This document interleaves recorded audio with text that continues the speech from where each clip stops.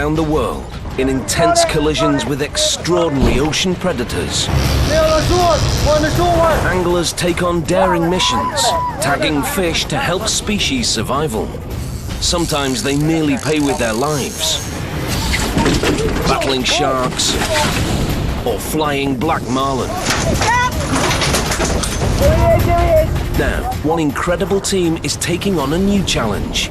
One of the greatest risks, of course, just getting lost at sea.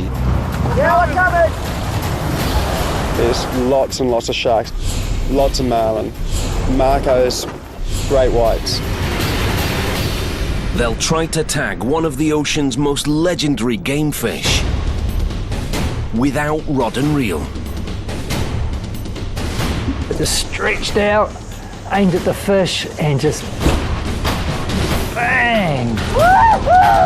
It's an extreme spearfishing experience, pushing conservation to the cutting edge when man and beast collide in one of the planet's ultimate adventures: chasing marlin.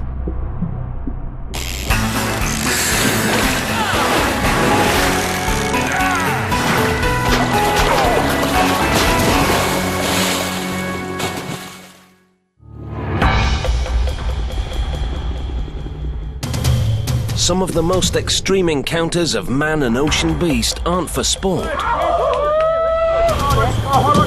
They're for science. And for over a century, some of the closest encounters of all have involved tagging. From simple serial numbered tags to the most advanced sonar and satellite technology, implanted tracking devices allow science to follow fish and go where no human could survive.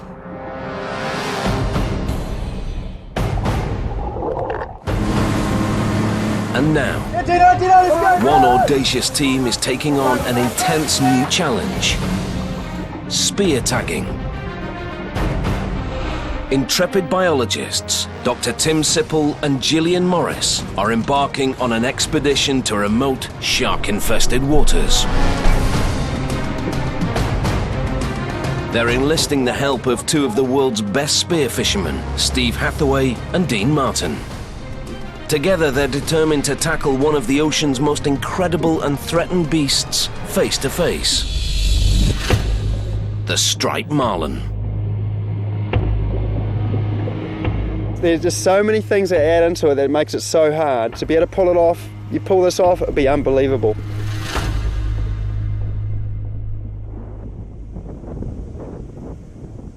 February the 11th, 2010.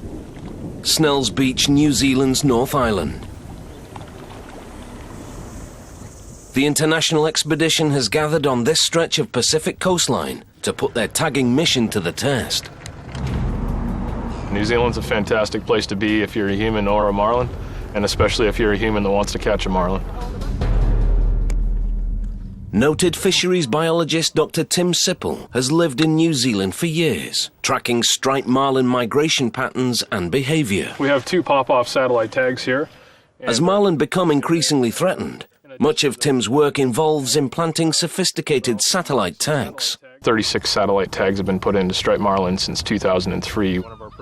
It took a long time to get that, so it doesn't sound like a lot, but it actually is.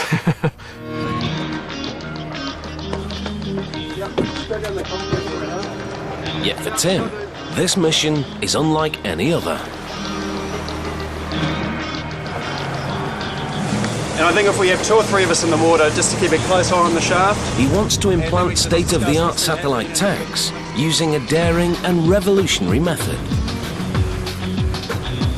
Oh, baby!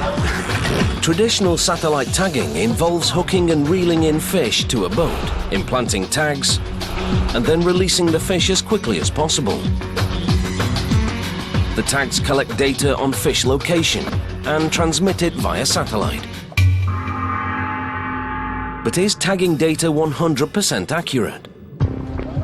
To the captured animal, tagging is highly stressful. For Tim and pelagic species researcher Gillian Morris, one question is critical. Does the stress of rod and reel tagging actually change a fish's behavior? Tim really wants to see how the animal is going to behave when it's not brought into the boat. That's the biggest thing, because he's found that marlin behave differently after they've caught on rod and reel and a tag is placed. The satellite tags are showing us that they're leaving these peak feeding grounds at an optimum time, and the only reason that so far we can explain that with is that there's a response to the capture process. If the stress of capture does change marlin behavior, it must be factored in. It doesn't suggest that anything needs to be done differently, but what it does suggest is that we need to understand this process more closely, and we need to be able to incorporate this into scientific management practices. One way to understand rod and reel tagging data is to compare it to data captured in an entirely different way: spear tagging. The intent is to lure the fish up to the back of the boat, and when the fish is nearby the boat, a spear fisher could get in the water and put one of these tags in with his spear gun. It's an extraordinary challenge. Marlin spear tagging has been done before. Anglers have successfully implanted tags using spear guns. But no expedition has landed a satellite tag that stayed in long enough to gather valuable data. It looks like it's going to be good viz in there. On this trip, two daring spear fishermen are determined. For decades, Steve Hathaway and Dean Martin have been spearfishing big game for food and sport, shattering world records, landing monster fish. The thing I love about this is that I've killed some of these bigger animals and I don't have any desire to do that anymore. And to be able to jump in the water and to learn more about these animals that we love so much is just hugely exciting.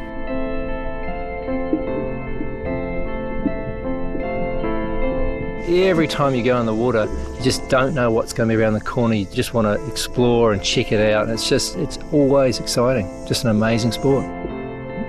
Though experienced, Steve and Dean have never used their spear guns to implant sophisticated electronic tags.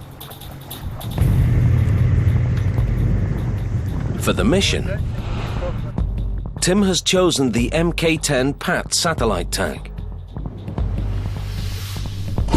Once deployed, this nearly 30-centimeter long tracking device collects information on temperature, depth, and sunlight intensity, identifying where a fish is swimming in the water column. After a month, the tag detaches and transmits its data via satellite. So this tag is $4,500, and we get one shot at a marlin to get these data. So this is kind of a gamble. It's kind of all or nothing. But any spear tagging is extremely risky. A spear fisherman must hold his breath for up to 4 full minutes, free diving in unpredictable currents, often far out at sea. Steve and Dean will have just seconds to make a shot. For the best chance of the tag lodging and staying put, the spear fisherman must hit a tiny target, aiming for the thickest skin just below the marlin's dorsal fin. You're talking about an area about that big on an entire large animal, and it's also a moving target. To increase their chances, Dean has handcrafted the ultimate underwater tagging arsenal. We really do need to consider loading up with a little bit more power. Made this in the old garage. While it's very heavy out of the water, once we're in the water, it's actually very manoeuvrable. Custom made from native New Zealand timber, Dean's gun is loaded with a 2-meter-long metal spear, resting in a groove along the main shaft. When fired, thick spring-loaded rubber tubing propels the spear through the water with an incredible force. Upon impact, the tag attaches itself to the fish and the spear falls away. But with the satellite tag weighing down the end of the spear, the accuracy of the gun is uncertain. And it's a bit of a concern for me, to be honest, how the spear's going to react, how quickly it'll fall away and lose momentum. Their ultimate goal? To land a tag in a striped marlin. But the expedition isn't ready yet. Steve and Dean hope to fire a practice shot at a slower moving, more accessible but dangerous target. A bronze whaler shark.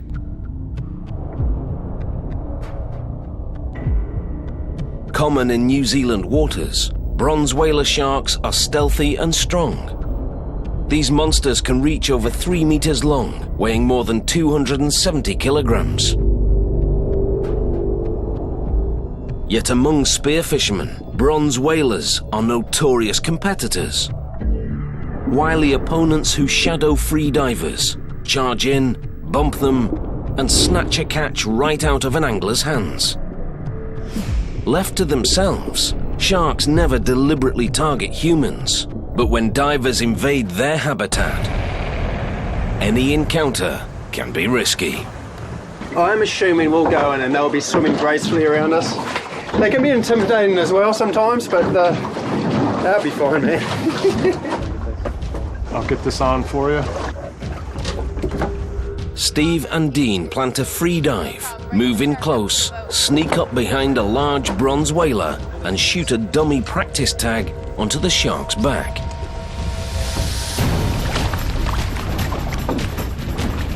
For biologists Tim and Gillian, it's the moment of truth. Is their spear tagging mission up to the challenge? There's a fin on the surface, right at 12 o'clock.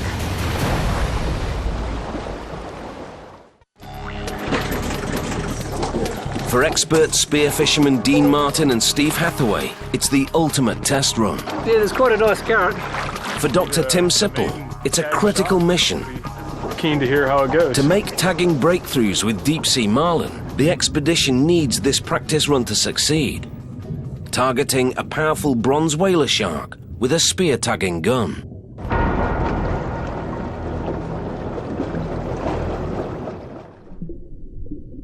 Steve patrols the area, spearing bait fish to help attract a shark.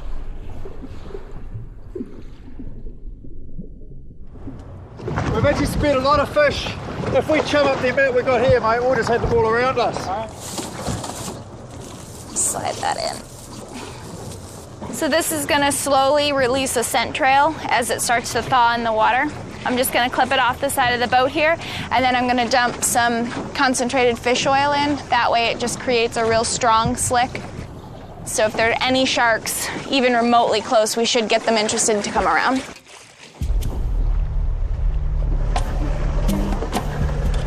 Diving in an alpha predator's chum trail is extremely dangerous. Though Steve and Dean welcome the chance to swim with sharks, they can't let their guard down. When threatened, a bronze whaler will strike.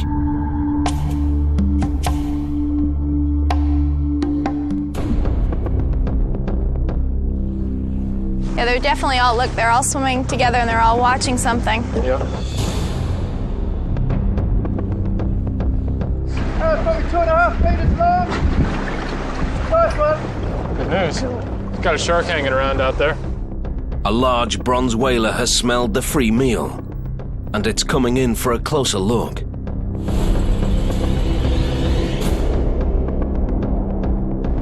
Oh yeah. All right, got some action out there. Dean carefully follows the shark darting beneath him. Bronze whalers are intimidating. Broad, blunt snouts sport rows of hook-shaped teeth. Dean must appear calm to avoid agitating the hunting shark and be ready to fire.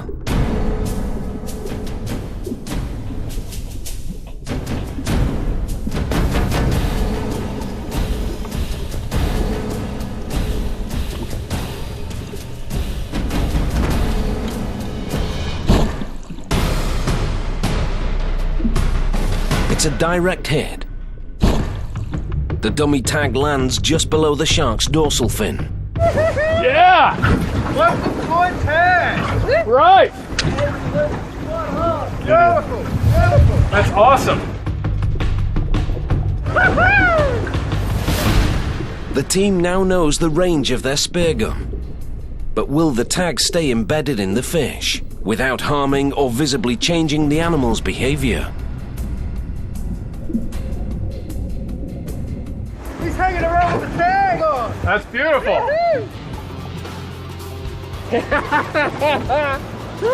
Well done. Perfect. The fish is actually turned around now, and it's playing back in there. So in terms of like the impact on the fish, it's hanging. It's not upset. Nothing's bothering it. That's really good news. This sort of is our first indication that the method can be useful for answering the question that we're after. Well done, mate. Excellent. Can tagging data be captured without changing a fish's behavior? The team's first test run shows promise. The harmless dummy tag will detach in a few weeks. He didn't show any aggression towards you at all, being the one that put it in there? No, loves me. Loves me.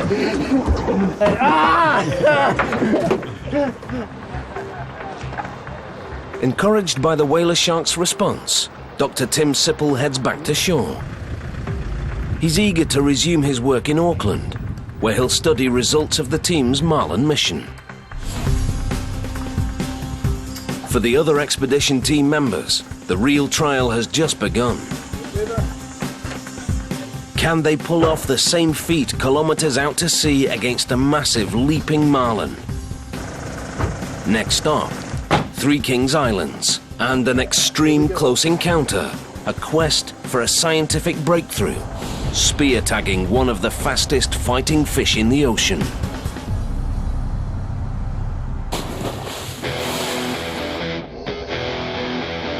But whether it's marlin, sharks, or any other alpha predator, seasoned veterans know tagging risks are severe. It's gonna be a good day out here. On the other side of the world, one experienced angler discovers that catching and tagging can turn dangerous. July 2002, Boston, Massachusetts. That clips you in. Take these clips. Okay, those are the harness clips. So I'm going to be attached to the pole? You'll be attached to the pole, correct. Sport fisherman Jimmy Diambra and his uncle Casey Carnivale head out with friends for their favorite pastime: shark fishing.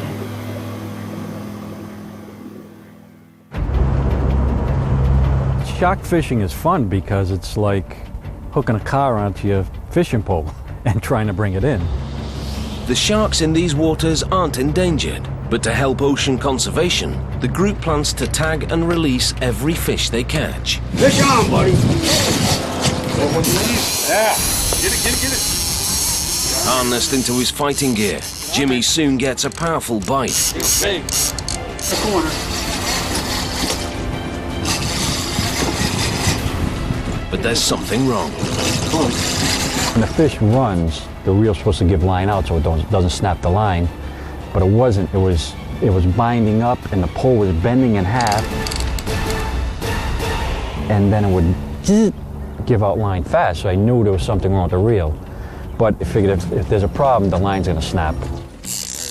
With his friends encouraging him, Jimmy refuses to quit. Right out there, I see color. Yep. The fish approaches the boat. It's a mammoth blue shark. Look at the size of them. Wow. Blue sharks are known as tenacious fighters that can grow up to 3 meters, weighing nearly 1/4 of a ton. Look at the size of that shark. Wow. It's gonna take off, hold on. Suddenly, the huge predator dives to the bottom.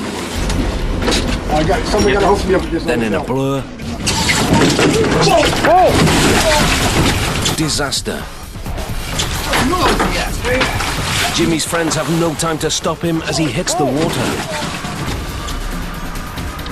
You're in a state of shock. I just went, he's over. You know, and everybody went to the back of the boat, and you're looking to see where you could see him, and you couldn't see him. Worse still, Jimmy's still attached to his fishing rod. I felt my feet leaving the deck of the boat. I thought, this is it, I'm dead.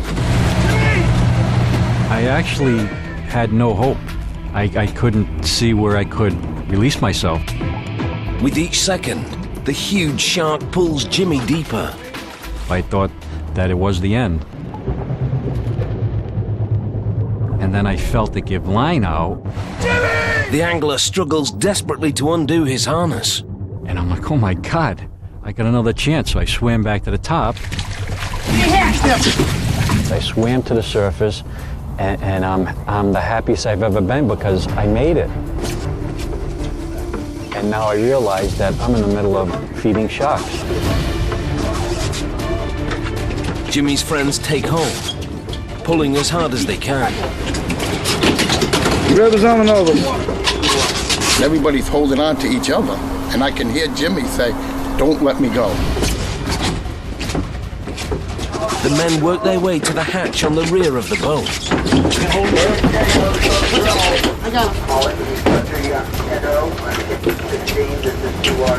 With a final pull, the crew yanks Jimmy onto the deck. Jimmy, God, come on. I was laying on the floor for a couple of minutes, and I'm like, I can't believe I'm still in the boat. I didn't think I'd ever see this boat again. At this point, now I'm starting to get angry. I'm like, I can't believe this fish pulled me overboard. And I said, give me that pole back. I'm bringing them in. Incredibly, the fish is still hooked to Jimmy's harness.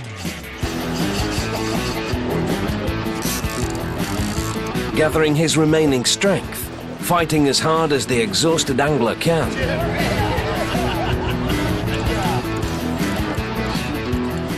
Jimmy Diambra reels in the massive blue shark that almost pulled him to his death. This is something I think you're never gonna forget. After the ordeal, the group decides to forego tagging in order to release the tired predator as quickly as possible. I wasn't angry at the fish because, I mean, he's trying to get away. He wasn't trying to kill me. And the beautiful fish. I mean, you see them swimming around the boat. You don't want to harm them in any way. He pulled me over, and he threw me back, so now we're even. I got him loose, and now he's gone. Let him go, all right, all right.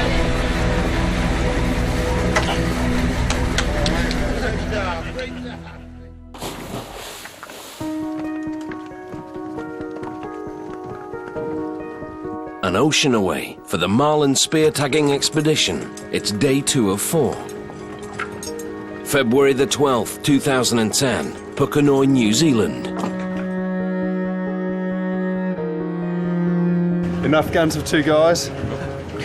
They're ready to tackle their coveted spear tagging target, the striped marlin. The team heads northwards towards New Zealand's ultimate fishing grounds.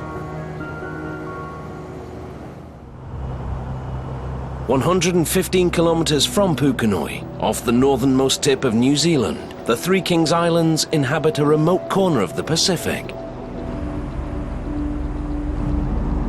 These rocky outposts are known for their dangerous currents, unpredictable weather, and a host of predators at the top of the food chain. There's lots and lots of sharks, lots of bronze whalers, lots of marlin, marcos, great whites. One of the greatest risks, of course, just getting lost at sea. You know, I mean, I know we've got a boat there, but we're a long way offshore. There's some huge currents there that'll be moving us very quickly. It's a 5-hour journey to the Three Kings. But no amount of preparation can safeguard against every risk. I definitely wouldn't get in the water with these things, you know. A lot of other predatory fish that you wouldn't want to come across when they're hungry. Yeah, it's all pretty crazy if you ask me. With spawning striped marlin on the decline, the team is determined to try to make marlin conservation history. Yet to do it, everything must go off without a hitch.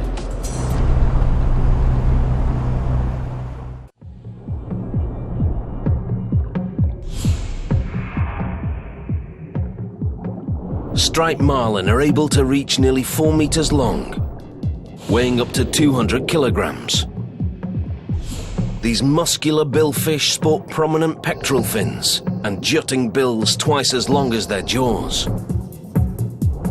Pointed swords strike into schools of prey, from sardines to squid. Marlin use their bills like clubs, causing blunt trauma, disabling victims in seconds. But it's the marlin's stripes that make a close encounter unforgettable.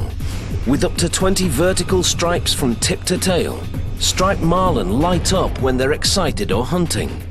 Nerve-triggered skin cells, called chromatophores, respond to stimuli with a phosphorescent glow, distracting prey while the marlin charge in for the kill.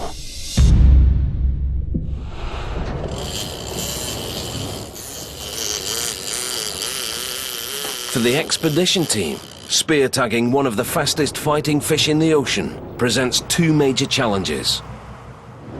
First, luring a free-swimming and skittish marlin to the back of the boat without using rod and reel. Second, keeping the marlin there long enough to shoot a satellite tag, securing it at the right spot. To do it, the team has a carefully sequenced plan. They'll trail lures behind the boat, enticing the predator to coming close. Marlin comes up, very much tunnel vision. It's focusing on that food, so that gives us a window of opportunity to come on or slip off the back of the boat and position ourselves so I can get a nice shot off above the dorsal. Once a marlin appears, the crew wants to keep the predator hanging around. That's a perfect live bait size, that one. To prepare the bait, they tie live skipjack tuna to lines. Steve plans to jump in the water holding the line-tied bait directly into the charging predator's path. Sharks and other species are used to following lures. Well, Steve's the lure in this situation, so we'll just keep an eye on. For the plan to work, the team's timing must be perfect. But first, they have to wait for their target.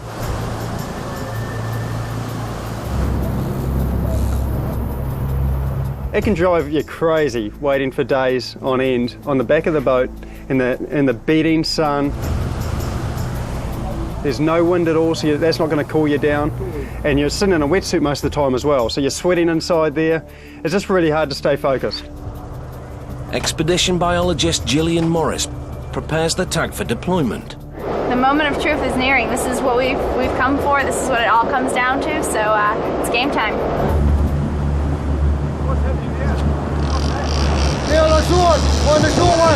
It's a marlin. The crew scrambles to get the lines in and lure the fish in close.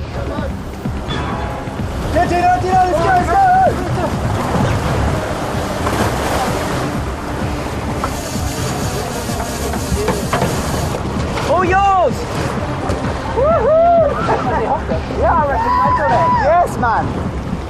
The divers struggle to get their bearings, scanning the water for the hunting marlin's exact position.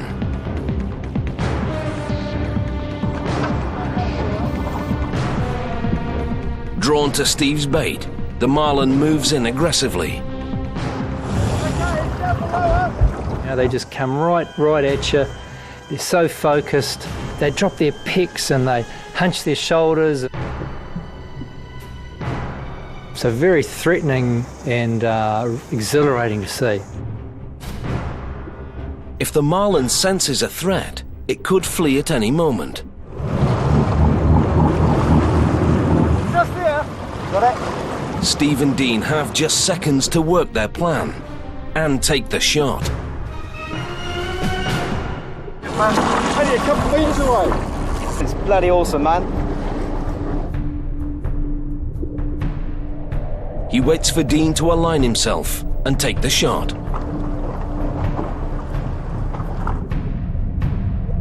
I look to my left and there it is. This huge big marlin just right next to me swimming around. And it was hanging around. It was incredible. Where's that fish going? Where is it? Huh? Where? Which way? It's just here, just here.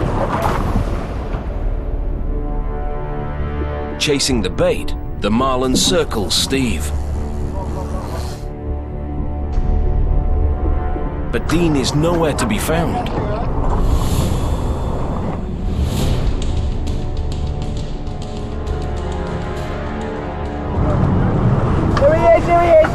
strong currents have taken the diver out of range. Yeah, we're coming! The marlin swims off. The team's tagging opportunity is lost.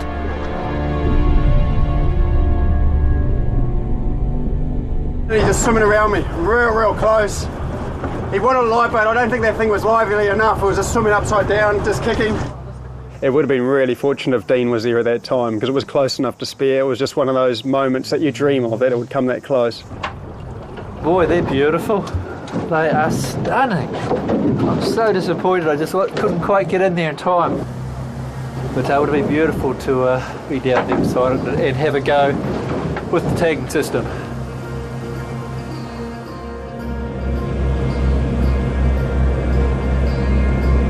Dusk approaches as the expedition heads back to the relative shelter of the islands. Tomorrow their mission will continue. The hunt for a striped marlin and a spear tagging victory.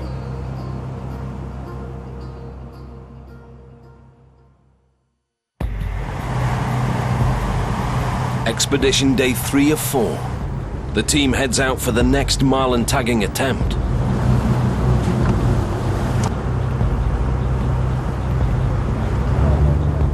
After hours at sea, their patience is tested again. Yeah, I'm just gonna sit here and meditate on the back of the boat.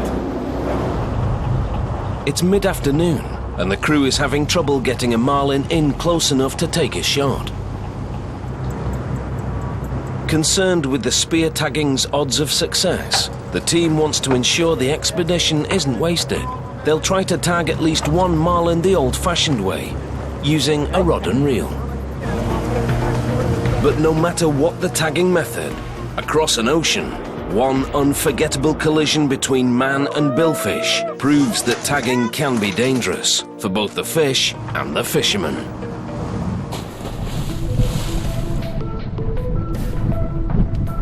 Hundreds of kilometers across the Tasman Sea.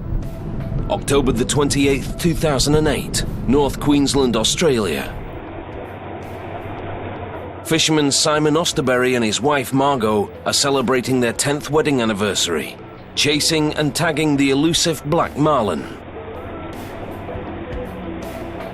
They're the ultimate apex predator. They're massive. If you see big black marlin come out of the water, that head coming out of the water, there's nothing like it. The couple is competing in one of the most prestigious tournaments in the world, the Lizard Island Black Marlin Classic. The goal is to tag the most marlin over a 7-day period, implanting serial numbered fisheries tags. The simple tags record catch location and size. Future anglers who later catch and release the same marlin can report any changes in the animal's vital statistics. Yeah, perfect. Halfway through the trip, the Osterberry's team has caught and released 6 fish and missed a few along the way. Nah, I reckon I've dropped him. He's still here. We'll get him. Now with 2 days left, they're in second place. We needed probably 2 fish. We needed a fish to catch the leader, and we needed a fish to go past the leader. And then that would have put us in the box seat. And there's pressure, there is pressure there.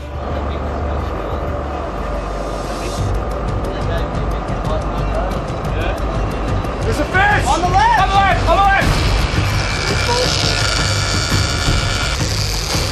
As line rips out in a blur, Simon grabs the rod, locking himself into the fighting chair. Stay down. One. Good job, Simon. And that fish was going ballistic, just kept jumping and jumping. It was pretty good.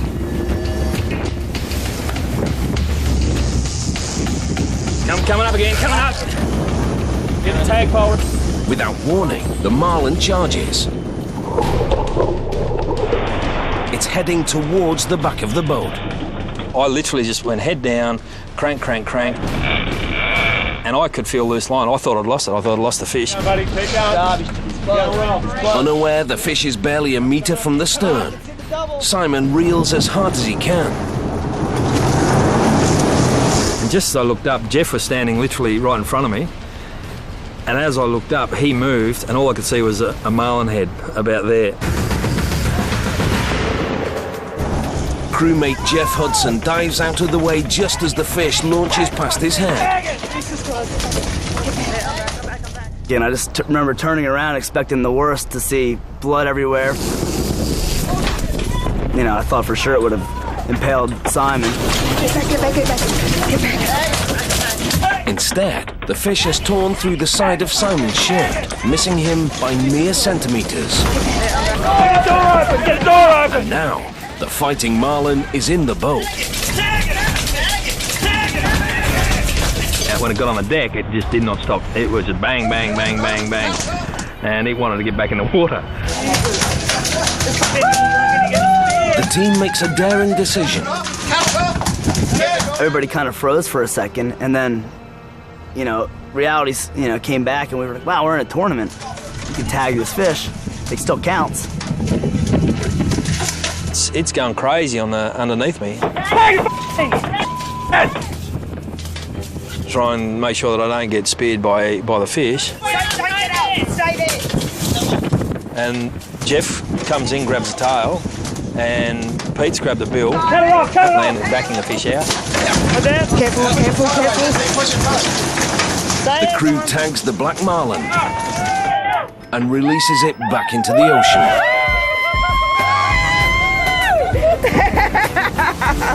Probably about 15 minutes later, when we all had sort of time for it to sink in, how serious the situation was, how close it was, and how lucky we were that actually nobody got injured because there's so many people on deck. Back. Simon was right in the firing line, he was right in the chair, so you've got nowhere to go.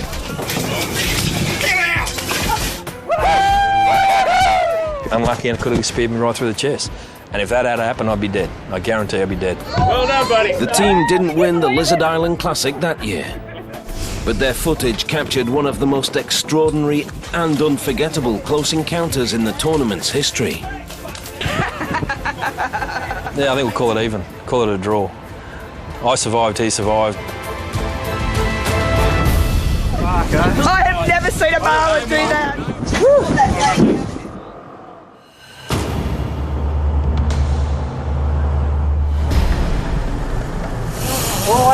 February the 14th, 2010, back off the coast of New Zealand's Three Kings Islands. When I cranked this one in, there was a fish around under the boat. You see me cranking that one in and he's popped up. It's the final day of the 4-day marlin spear tagging mission. After repeated attempts, the expedition is still hoping to draw a striped marlin close enough to be within tagging range. So it's really important we keep a close eye on these things. It can be the difference between success and failure for sure.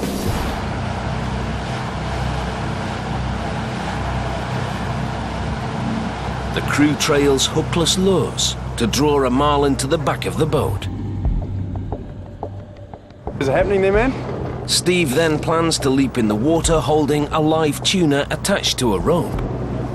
With the marlin busy chasing Steve's bait, Dean will have just seconds to implant the tag.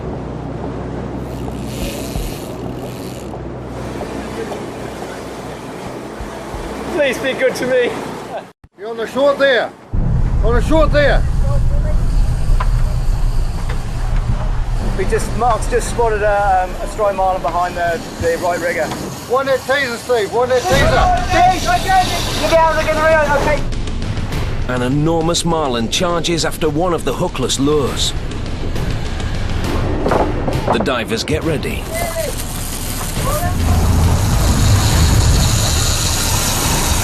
There's one right underneath us.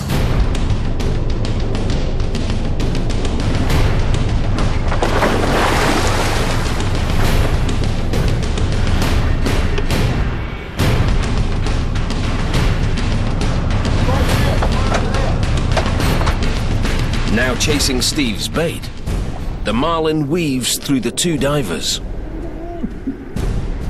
It's just like a little rabbit running in a field. They just run any direction they want to. Like these marlin, they just change direction. They're coming in and out on you. They're turning around really fast. Steve clings to the live bait, If the marlin actually catches the tuna, it will devour it immediately and swim away.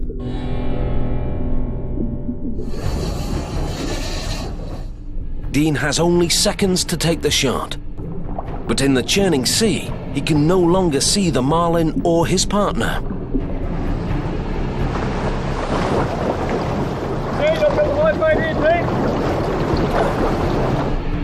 Still holding the tuna, Steve's waiting for Dean to take a shot. I knew if Dean had the opportunity, he would nail it. There's no question in my mind. The marlin is over 7.5 meters away, twice as far as the known range of Dean's spear gun. And at that point, I just didn't know. I had this horrible feeling that this would be our only chance. Worse yet, the striped marlin appears to be changing course, heading away from the divers. Dean makes a split-second decision. Just stretched out, aimed at the fish, and just bang! There's this percussion sound in the water, and the fish just took off like an absolute bullet. Dean's tag landed. He looks on as the tagged marlin launches into the distance. Wow, man, look at him go! That's fantastic! As I hit the surface, I saw it smashing across the top of the wave. I spun around to the camera and he goes, "Nice one, mate, good shot." Of course, the crew, when I popped ahead of the crew, they had no idea what was going on. When I got back on the boat, I'm thinking that's just another opportunity gone. My goodness, you're going to be waiting hours for another marlin. At one point, the marlin was just flying. Yeah, pretty intense. There he is. Look, guys! I think I got it! I got it! He tagged it!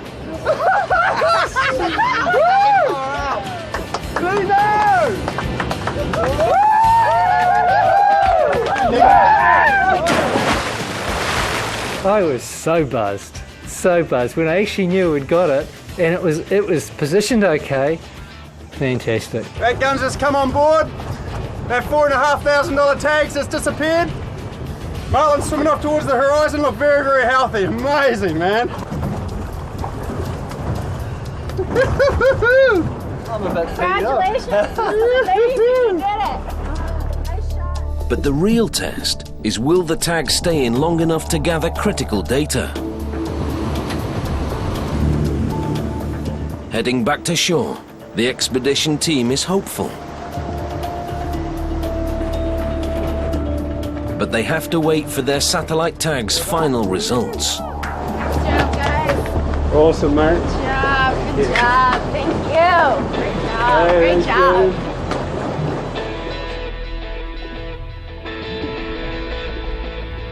A month later, the verdict is in. The MK-10 PAT satellite tag reports its data back to expedition team leader Dr. Tim Sipple. It was fantastic. We got the tag in and we got the information back that we've been wanting for several years now, and it's really exciting to see the behavior of the animal showing us the patterns that we were expecting to see. For Tim, it's a conservation breakthrough. Unlike marlin he's tagged by rod and reel, this time the spear-tagged marlin stayed in its normal feeding grounds. This will help scientists better understand how to compare and contrast data collected through different tagging methods. The Three Kings Islands mission was a success. It really did help to have two of the world's best spear fishermen on the job. Getting that tag in, that was probably the X factor that made this all work.